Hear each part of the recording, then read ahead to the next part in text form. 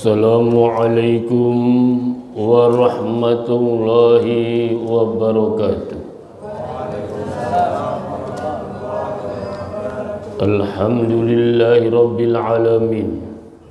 Wassalatu wassalamu ala asyrafil anbiya'i wal mursalin Sayyidina wa habibina wa maulana Muhammadin wa ala alihi wa sahbihi ajma'in. Qala rabbi shrah li sadri wa yassir li amri wahlul 'uqdatam min lisani yafqahu qawli. Subhanaka la ilma lana illa ma 'allamtana innaka antal alimul hakim. Sadaqallah. Para alim ulama yang saya muliakan, para ustadz-ustadzah yang saya muliakan, wabil khusus guru kita Al-Mukarram Kiai Haji Ustadz Dedi, ketua kita dan juga imam, alhamdulillah merangkap semuanya.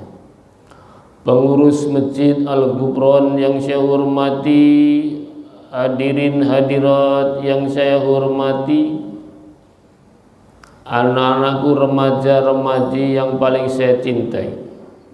Ini jamaahnya rata-rata S3 ini, sangat sepuh sekali. Yang pertama dan utamanya, marilah kita bersama-sama memanjatkan puji syukur Allah Subhanahu wa ta'ala atas nikmat iman dan Islam serta kesehatan yang telah diberikan Allah, sehingga di pagi yang cerah ini kita dipertemukan di rumah Allah, di Masjid Al-Ghufran ini. Semoga pertemuan kita senantiasa mendapat ridhonya Allah, amin ya robbal. Salawat dan salam semoga tetap tercurahkan pada junjungan kita Nabi besar Muhammad. Hadirin hadirat rahimakumullah. Ini ceramah tanpa judul. Biasanya kalau tanpa judul itu amplopnya di bawah standar. Saya tuh kalau ceramah di Istiqlal seminggu sebelum dikasih jadwal, dikasih tema di kementerian BUMN, biar nggak tumpang tindih temanya. Juga sana tuh siap biar sesuai dengan pak jamaahnya mintanya apa. Hadirin tamu Allah yang dimuliakan Allah, dalam jasad kita ada jasmani, ada rohani, betul kan? Jasmani itu seringkali sakit. Sakitnya jasmani itu biasanya hanya dirasakan oleh dirinya sendiri. Namun kalau sakitnya rohani, dampaknya bisa ke orang tuanya, bisa ke tetangganya, ke RT-nya, RW-nya, bahkan sampai bangsa dan negara ikut merasakan sakitnya rohani. Sakit jasmani cuma cukup di dunia selesai, tapi kalau sakit rohani dampaknya sampai ke akhirat. Misalnya kalau sakit gigi itu sakit jasmani, yang merasakan cuma yang bersangkutan sendiri. Kita sakit gigi sampai ngeluh-ngeluh sendiri, istri kita nggak merasakan sakit, betul nggak? Anak kita nggak ngerasakan sakit, apalagi tetangga. Itu sakit. Begitu juga ibu kalau mau melahirkan, sakitnya setengah mati ya bu. Sakit ya bu? Kalau bapak nggak ditanya, nggak pernah lahir. Sakitnya orang melahirkan, masya Allah. Bapaknya nggak tahu sakitnya bagaimana. Itu sakit jasmani. Namun kalau sakit rohani, dampaknya sampai akhir. Misalnya iri, dengki, hasad, dan lain sebagainya. Oleh karena itu, kalau kita sakit jasmani tentunya lari-lari ke dokter untuk berobat. Sakit dikit langsung nyari obat, betul nggak?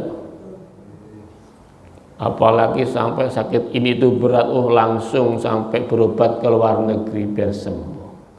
Tapi kadangkala kita sakit rohani, tetap diam-diam aja, gak segera nyari dokter untuk berobat.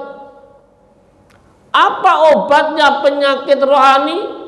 Kata Al-Imam Al-Ghazali dalam kitab Ihya Ulumuddinnya, obat hati ada 5 macamnya. Yang pertama baca Al-Quran dan maknanya.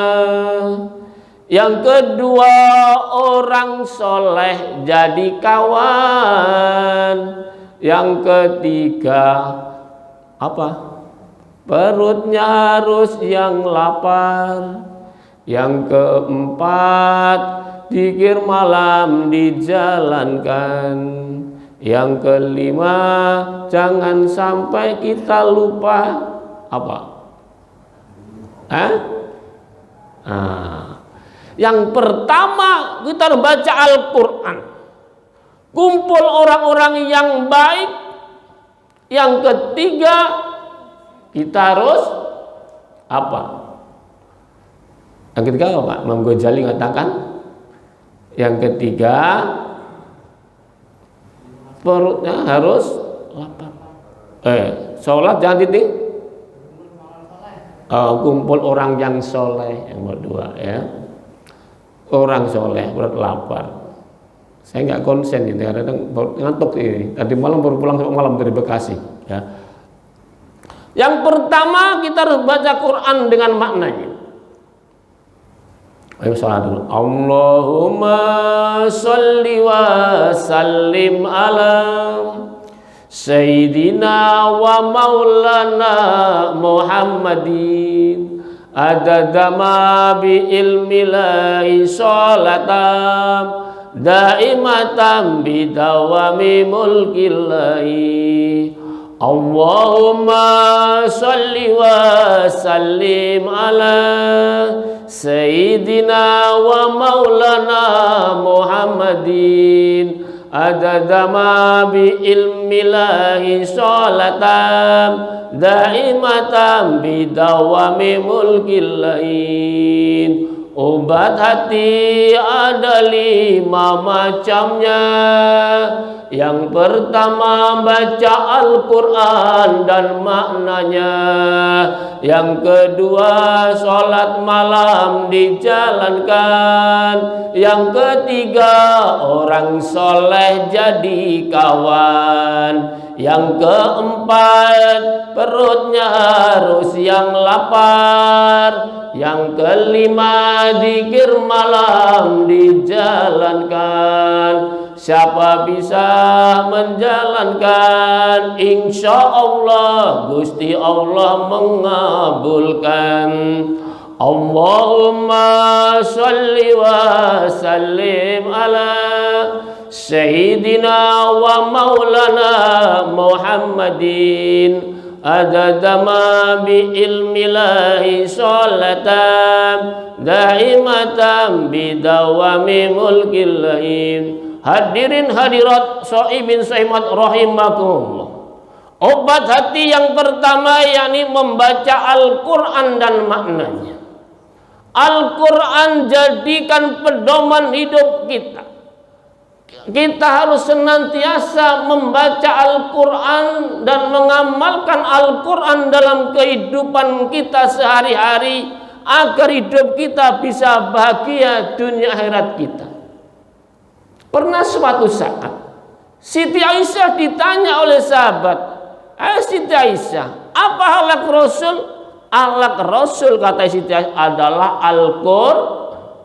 Mengapa begitu? Karena Al-Quran diterapkan dalam kehidupan sehari-hari oleh baginda Rasulullah SAW, baik dalam berumah tangga baik dalam bertetangga, berbangsa dan bernegara, memimpin umatnya, Rasulullah SAW nggak pernah lepas dari Al-Qur'an. Makanya Rasulullah dikatakan Al-Quran akhlak Rasul, Masya Allah, luar biasa. Di antaranya pernah suatu saat Pak Bu, ada seorang fakir miskin menghadap Rasul. Ya Rasulullah, tolong ya Rasul, ada apa Pak? Saya kasih makan Rasul untuk ganjal perut saya. Saya sudah berhari-hari nggak makan ya Rasulullah, cuma bisa minum. Rasulullah juga bingung saat itu. Di rumahnya nggak ada apa-apa, nggak ada makanan. Apa yang bisa saya berikan pada tamu saya ini? Oh, kalau begitu Pak, saya punya jubah Pak, ini monggo. Silakan ambil, Bapak jual di pasar, insya Allah nanti uangnya bisa untuk Bapak beli makan untuk Bapak dan keluarganya, insya Allah. Rasulullah dengan tulus ikhlas mengasihkan jubahnya. Betapa senangnya seorang fakir miskin ini Pak Bu, dapat jubah dari baginda Rasulullah SAW. Diumumkan di pasar yang ramai, dilelang.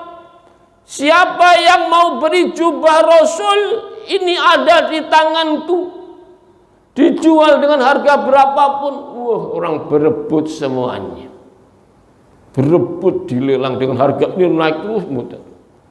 Terdengar seorang kaya raya yang buta matanya langsung mengutus pembantunya, budaknya, tolong, bisa nggak bisa, kamu harus berusaha sekuat tenaga untuk membeli baju Rasulullah SAW.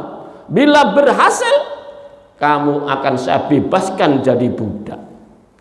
Semangat budak ini, kasih duit majikannya, ke pasar berebut. Alhamdulillah dengan izin Allah, si budak ini berhasil mendapatkan jubahnya baginda Rasulullah SAW. Langsung dikasihkan majikannya. Setelah kan majikannya, betapa senang majikannya mendapatkan jubah baginda Rasulullah SAW. Langsung diusapkan ke matanya dengan membaca sholawat baginda Rasulullah SAW. Dengan izin Allah, yang buta bertahun-tahun disembuhkan Allah berkah jubahnya baginda Rasulullah SAW dan sholawat pada Rasulullah SAW. Alhamdulillah, betapa senangnya yang buta berlama-lama sakitnya, langsung sembuh. Setelah sembuh langsung menghadap baginda Rasulullah SAW sambil membawa jubahnya. Assalamualaikum. Waalaikumsalam. Ya Rasulullah, ini saya kembalikan jubahnya ya Rasul. Loh, kok ada sih kamu, gimana ini ceritanya? Diceritakan kronologinya. Oh gitu, alhamdulillah. Setelah itu Rasulullah memanggil putrinya. Siapa putri Rasul Bu namanya? Yang cantik jelita Pak? Itu Pak, alhamdulillah pinter 100, luar kepala. Tapi kalau ditanya, kadang-kadang kalau kita sekarang kalau ditanya anak muda, siapa? Rapi Ahmad, istrinya, wah luar kepala. Kalau tanya artis, luar kepala. Biasanya, kalau sini enggak, pinter-pinter semua, alhamdulillah. Anakku Siti Fatimah, ya apa ya Rasulullah? Alhamdulillah, berkah jubah Abi ini, Abi tadi ngasihkan seorang yang sakit kelaparan dengan ikhlas karena Allah, bisa memberikan makan orang yang kelaparan, bisa mengenyangkan perut orang yang kelaparan. Yang kedua, berkah jubah Abi ini bisa membebaskan budak. Berkah jubah juga bisa menyembuhkan orang yang buta, orang yang sakit. Alhamdulillah, itulah al-Rasul. Kalau kita beramal ikhlas karena Allah, ya berarti itu balasan dari Allah langsung. Itulah diri Al-Quran. Oleh karena itu, mari kita senantiasa mengamalkan Al-Quran dalam kehidupan sehari-hari kita. Bila kita ingin bahagia dunia akhiratnya, ajarkan Al-Quran. Memang di akhir zaman nanti, kata Rasul, nanti di akhir zaman nanti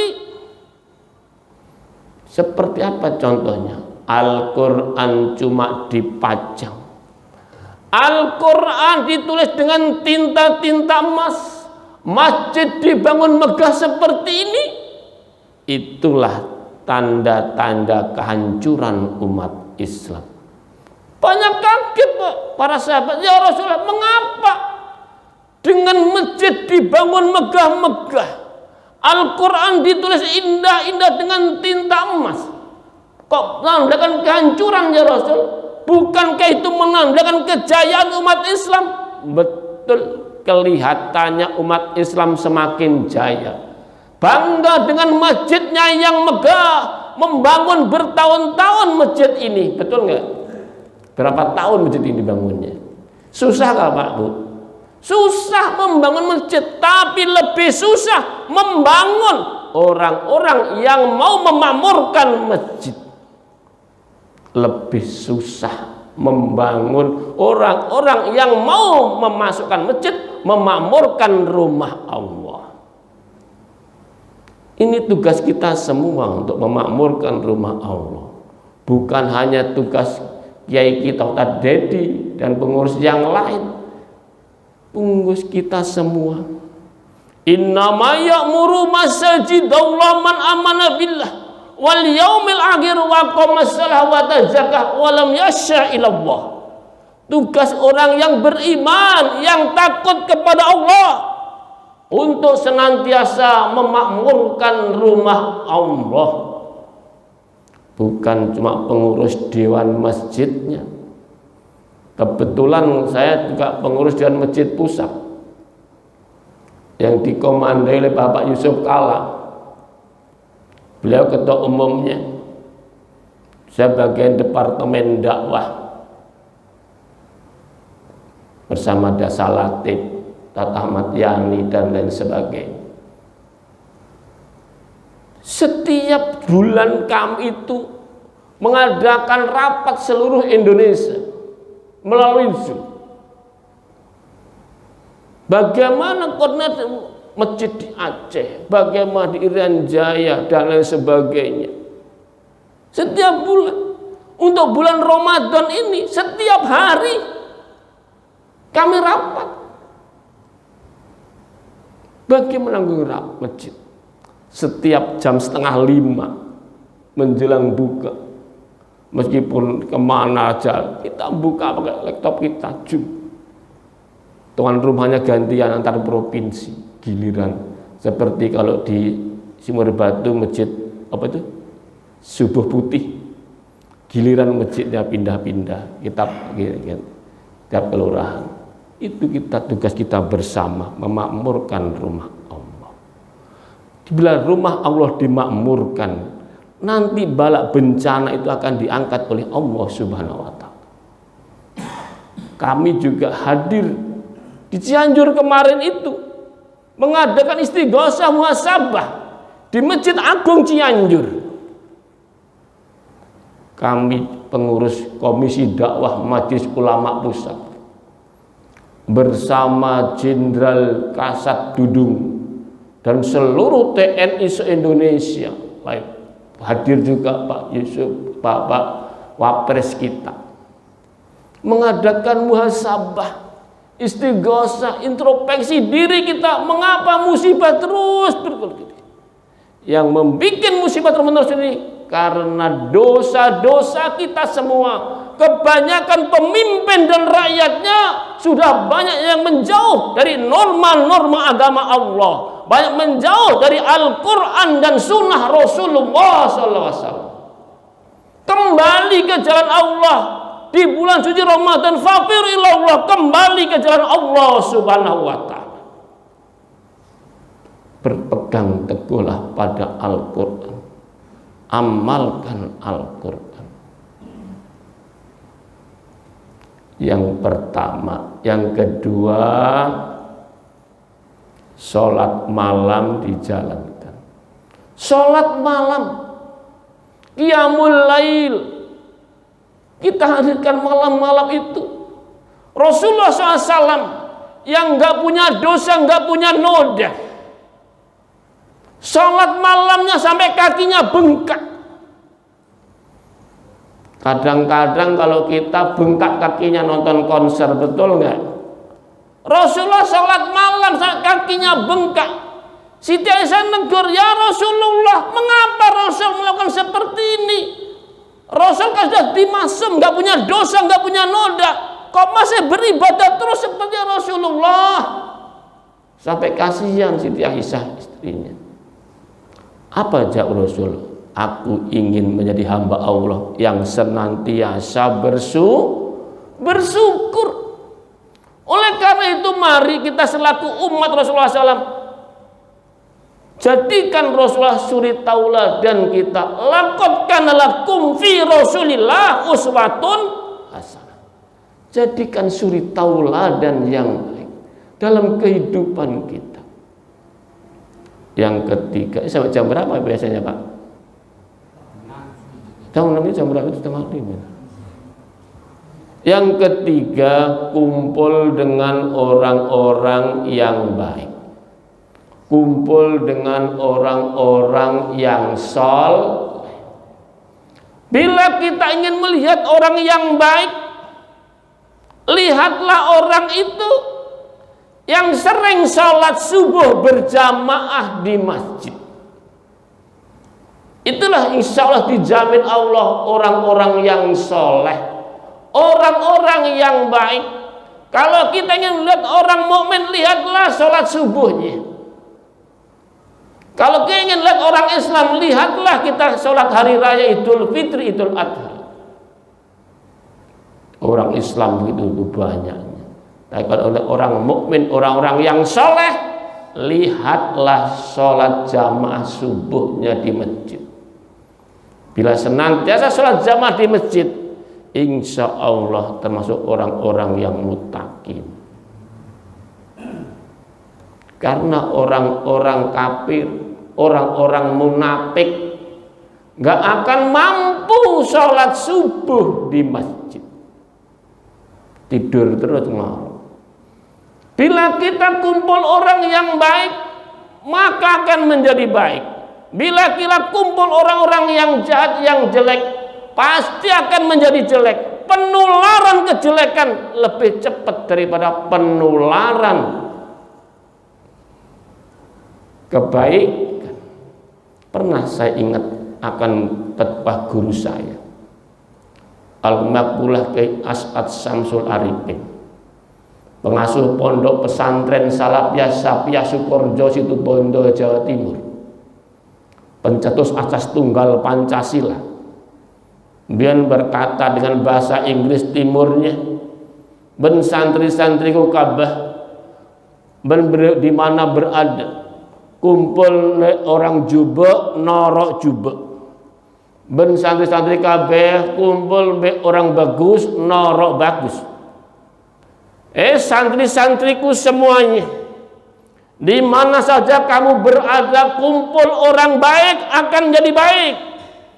Di mana saja santriku berada, kumpul orang jelek akan menjadi jelek. Penularan kejelekan lebih cepat daripada kebaikan. Bila bapak ibu kumpul orang bakul minyak wangi, penjual minyak wangi ikut wangi enggak? Kena baunya wangi. Kalau kumpul dengan orang penjual bau minyak tanah, ikut baunya minyak tanah. Makanya saya sering seneng kumpul-kumpul di MUI, Majelis Ulama, kumpul ulama-ulama biar ikut kebauan ulama. Saya nggak ada ilmunya, ikut-ikut aja biar ketularan. Kalau bapak ibu insya Allah kumpul dengan saya Imam Turmudi, putra Banyuwangi, insya Allah ikut semerbak mewangi. Insya kebetulan orang Banyuwangi saya kan. Hadirin tamu Allah yang dimuliakan Allah. Yang keempat, perutnya harus lapar. Kosongkan perut. Lapar apa maksudnya? Lapar dari hal-hal yang haram. Jangan sampai perut kita dimasuki makan makanan minuman yang haram. Bila makan minum yang haram sesuap pun, satu suap makanan yang haram, maka 40 hari 40 malam ibadah kita nggak akan diterima oleh Allah Subhanahu wa Ta'ala. Satu suap. Kalau tiap hari makan haram bagaimana kira-kira? Korupsi, kolusi di mana-mana. Dulu Pak Bu, para sahabat setelah mengucapkan kalimat syahadat, bercucuran air matanya, menangis. Mari sama syahadat, asyhadu an la ilaha illallah wa asyhadu anna muhammadar rasul. Asyhadu an la ilaha illallah wa asyhadu anna muhammadar rasul. Aku bersaksi bahwa tiada Tuhan selain Allah, dan aku bersaksi bahwa Nabi Muhammad utusan. Setelah mengucapkan pada menangis bercucuran air matanya. Mengapa para sahabat menangis saat itu? Setelah mengucapkan janji setia. Kadang-kadang kita dulu kalau syahadat kenceng-kenceng di depan penghulu, betul enggak? Setelah janji setia ikat depan penghulu pada lupa janjinya, betul enggak? Apalagi pejabat kita, kalau mau menjabat di atasnya Al-Quran disumpah, setelah menjabat banyak yang lupa apa yang lurus, banyak yang korupsi, kolusi dan seterusnya, sampai pamer hartanya. Naudzubillah min. Itulah mari kita hidup yang qanaah, menerima apa adanya. Pada menangis sahabat dulu, nangis nggak takut apa? Takut nggak bisa melaksanakan perintah Allah, takut nggak bisa menjauhi larangan Allah Subhanahu wa Ta'ala setelah mengucapkan kalimat syahadat. Oleh karena itu mari di bulan suci ini, bulan pembakaran kita, mulai saat ini mari kita kembali jalan Allah, mengikuti segala perintah Allah dan Rasulnya, mencontoh suri tauladan bagi Rasulullah SAW, agar hidup kita bagian akhirat, hidup kita bisa berkah. Yang kelima, zikir malam dijalankan. Zikrullah malam-malam bangun, zikrullah mengingat Allah. Jangan zikir malam bangun malam cuma kencing tidur lagi. Di malam bangun nonton bola. Dekatkan diri kepada Allah. Bila kita senantiasa mengingat kepada Allah, sholat malam, minta kepada Allah. Dulu pernah Pak Bu, pada zaman Umar bin Khattab, ada seorang gubernur Sa'id bin Amir. Sang gubernur ini bila ada rakyatnya mengadukan permasalahan apapun kalau malam hari, nggak pernah dibukakan pintu. Akhirnya Umar mendatangi rakyatnya, apa kekurangan gubernur ini? Ya Amirul Mukminin Umar bin Khattab, ini gubernur Sa'id bin Amir ini kalau kita datang malam hari nggak pernah dibukakan pintu. Gak peduli rakyatnya sakit, gak peduli rakyatnya meninggal, ditutup rapat-rapat. Setelah itu Umar dengar langsung ditemuin gubernur Sa'id bin Amir. Sang gubernur, ada apa ya Amirul Mukminin? Kamu kalau malam hari mengapa pintu gak pernah dibuka? Gak mikir rakyatmu? Ya Amirul Mukminin, itu dari mana taunya? Dari rakyatmu. Saya sebelum kesini dan nemui rakyatmu, itu kekuranganmu yang perlu diperbaiki. Oh kalau begitu akan saya kumpulkan rakyatku, sang presiden Umar bin Khattab jadi saksi, akan saya jelaskan di depan. Dijelaskan. Kita sehari semalam berapa jam Pak Bu? 24 jam. 24 jam itu dibagi 3 jadi berapa? 8. Alhamdulillah pinter-pinter matikanya nih 100. 8 jam dibagi 3. Itu yang 8 jam siang hari oleh Gubernur Said bin Amir, gubernur Syam saat itu, untuk ngurus negaranya, bekerja untuk bangsanya. 8 lebihnya untuk keluarganya, untuk istirahat. Tapi 8 jam yang malam hari saya jangan diganggu. Saya peruntukkan Allah Subhanahu wa ta'ala, untuk Allah, zikrullah, membaca Al-Quran, minta ampun kepada Allah, memintakan ampun dirinya, keluarganya, juga rakyatnya, mendoakan rakyatnya agar hidupnya bahagia dunia akhiratnya. Alhamdulillah. Pemimpin sekarang bangun gak malam, keliling kampung, seperti kompak rakyatnya. Inilah pemimpin umat yang bertanggung jawab, yang dicintai Allah dan dicintai oleh rakyatnya. Alhamdulillah. Maka milih pemimpin yang hati-hati, yang senantiasa dekat dengan Allah.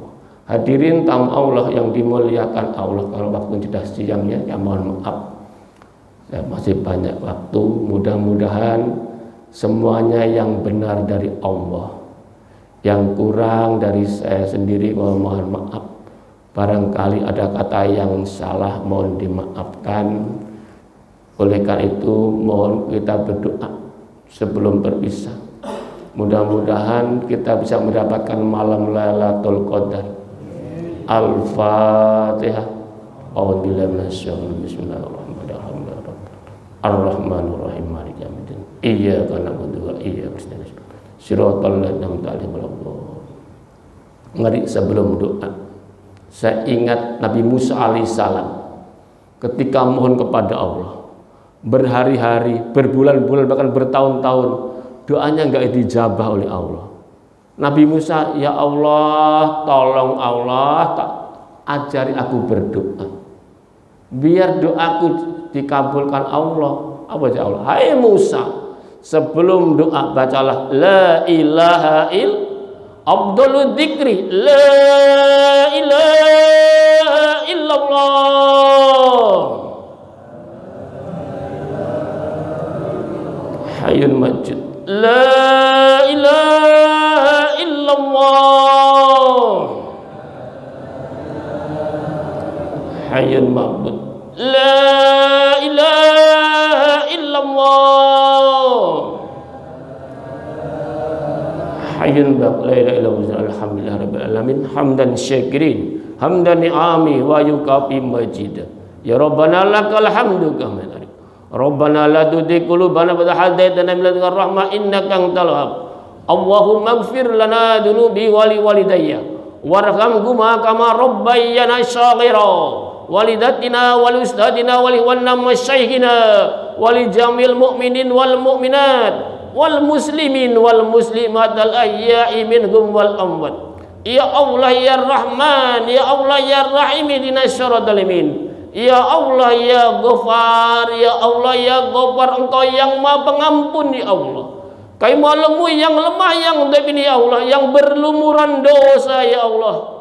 Kami yang berkumpul di rumahmu ini ya Allah, di Masjid Al-Ghufran ya Allah. Ampunilah dosa-dosa kami ya Allah, dosa orang tua kami ya Allah, dosa guru-guru kami ya Allah, dosa ulama-ulama kami ya Allah, dosa para pemimpin-pemimpin kami ya Allah, dosa saudara-saudara kami kaum muslimin muslimat ya Allah. Lindungilah kami, keluarga kami, bangsa kami ya Allah, dari godaan setan yang terkutuk ya Allah. Tunjukkanlah ke jalanmu ya Allah. Ihdinas siratal mustaqim, ihdinas siratal mustaqim. Ya Allah ya Fattahu ya Alim, bukakanlah pintu ilmu kami ya Allah, ilmu yang barokah. Ya Allah ya Fattahu ya Rajab, bukakan rezeki kami ya Allah, rezeki yang halal yang barokah ya Allah, untuk bekal ibadah kepadamu ya Allah.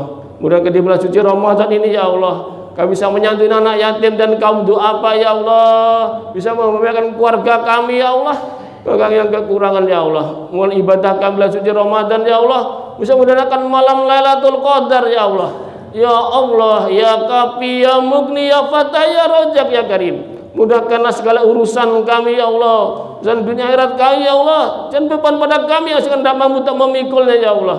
La yukallibullah nafsan illa wus'aha. Allahumma yassir yassir, ya mudabbir dabbir. Allahumma yassir umurana kullaha fil Qur'anil azim. La ilaha illa anta subhanaka inni kuntu minadh dhalimin. Hasbunallah wa ni'mal wakil. Hasbunallah wa ni'mal wakil. Hasbunallah wa ni'mal wakil. Ni'mal maula wa ni'man nasir. Wala haula wala quwwata illa billahil azim. Rabbana dhalamna anfusana wa illam taghfir lana wa tarhamna lanakunanna khasirin.